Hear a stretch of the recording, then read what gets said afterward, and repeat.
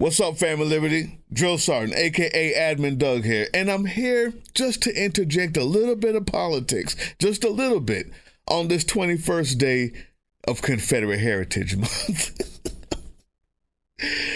Guys, Big Sarge has been going in on this whole month, and I'm loving it. I'm loving it. If you haven't been seeing what he's doing, it's amazing. Talking about the actual real patriots back then in the Civil War days. So, Here's the deal. We're going a little bit of politics, a little break from Confederate Heritage Month, and we're talking specifically about Pam Bondi and a call to action. Before we get there, there's a history story. There's a history story that illustrates why we need to do what I'm asking you to do. And it starts with this. Last Saturday was April 19th. That was the anniversary of the Warsaw Ghetto Uprising. The Warsaw Ghetto Uprising was a time when the Jewish people decided in the Warsaw Ghetto that they were not going to follow the police's orders or the soldiers' orders, and they were going to choose for themselves when they would lay their lives down.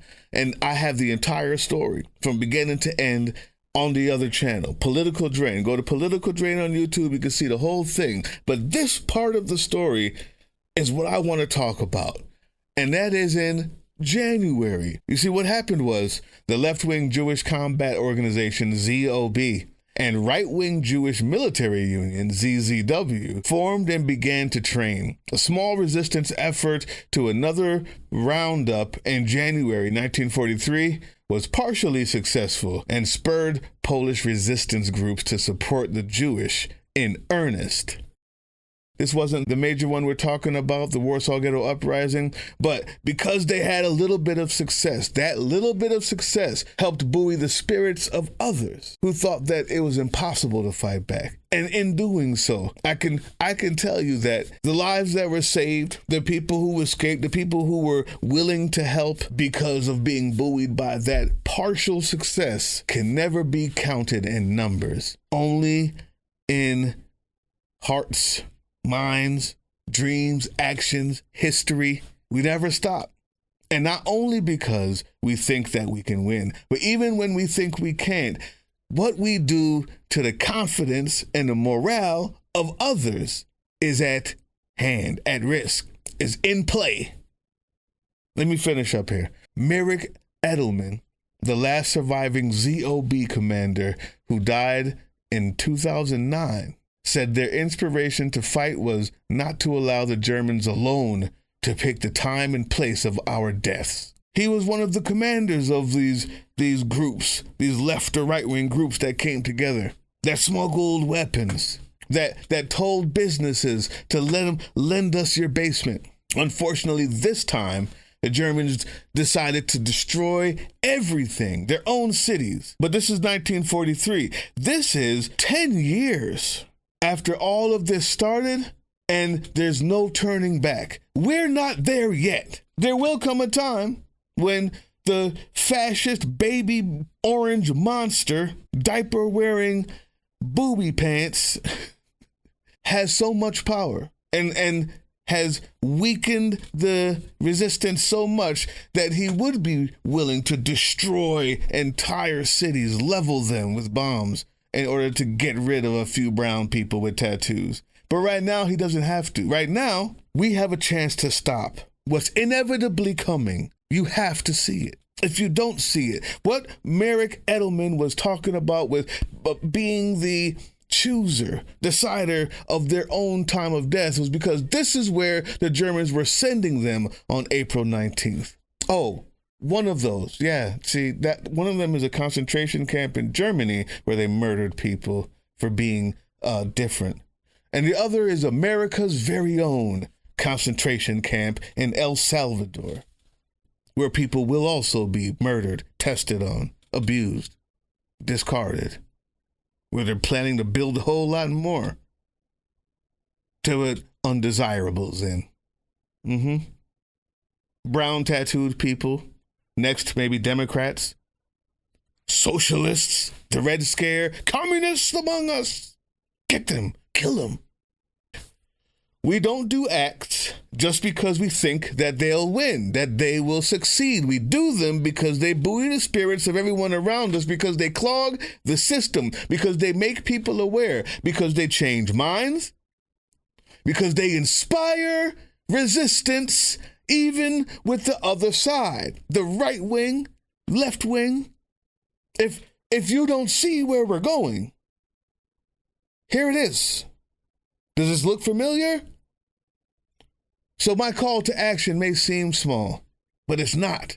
I promise you, it is another inspiration for resistance, and the person on the other side of the phone call that I want you to make may just be inspired to actually do something. And if not, we will be written in history as saying no in 1933 as opposed to 1943 when it was too late. This is what I want you guys to do.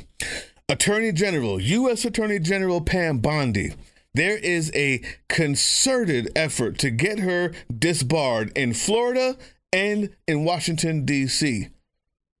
Okay? Their effort to get her disbarred in Florida and Washington, D.C. for ignoring the Supreme Court 9-0 ruling in regards to returning Kilmar Abrego Garcia to the United States from the death camp, from the concentration camp in El Salvador. Okay? Here's an image of what's being passed around. You don't have to be a resident of either one of those places to do this. Make the call. Make the call. Her bar number is 886-440. Pam Bondi, bar number 886-440. Washington, D.C. has an online form. Anywhere she can practice, file a complaint for going against a 9-0 SCOTUS ruling. And right here is what the website looks like for Florida. I'm going to have the link in the description. Right there is what it looks like for D.C. So you know you're in the right place. The link is also in the description. Go there, write, call. The people on the other side may do nothing or may be inspired. It doesn't matter. Our job is to do it. There's no such thing as, it's overwhelming, it won't work. Tell that to Warsaw. Tell that to the first few campaigns that started in January that had slightly a little bit more success than the others and started off an entire storm of insurgency where people who were seemingly on the other side joined in earnest because they were buoyed by somebody sacrificing a little extra, giving up a little bit more. It's our turn. Now, before I let you go, there's a new crinkle to this story. You see, Pam Bondi's brother, Bradley Bondi, where are they getting these names from? What's wrong with these people? They're idiots. They're narcissists, is what a parent does when you name you Bradley Bondi. Anyway, Brad Bondi, he's up to be in charge of, or elected by other lawyers to be in charge of the Bar Association in D.C. Now, he hasn't won yet. We're hoping that they hold fast and don't let that type of ridiculous nepotism in. But I think you and I both know exactly what's likely to happen.